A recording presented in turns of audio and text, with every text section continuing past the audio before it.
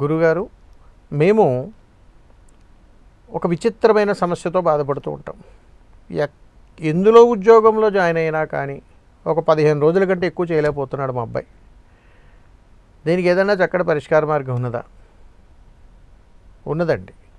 ఎందుకంటే ఉద్యోగం జాయిన్ అయినప్పుడు ఒక 15 రోజులు 20 రోజులు 2 నెలల్లో చేసి మానేస్తుంటారు. మళ్ళీ ఇంకో కంపెనీలో జాయిన్ అవుతుంటారు. మళ్ళీ అక్కడ మానేస్తారు. మళ్ళీ ఇంకో వ్యవస్థ దగ్గర చేస్తుంటారు.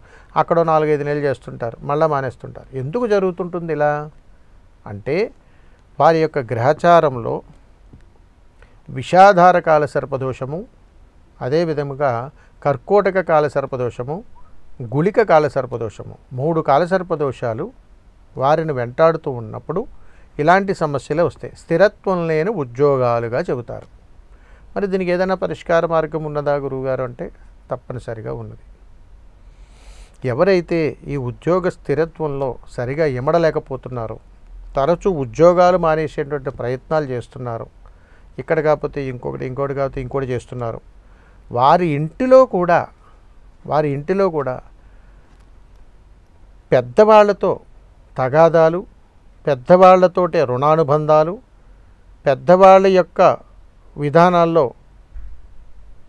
తీరినటువంటి సమస్యలతో వాళ్ళ వంశమంతా కూడా కొనసాగటము, ఇవన్నీ జరుగుతున్నటువంటి గృహాలలో ఈ సమస్యలు ఖచ్చితంగా ఉంటాయి.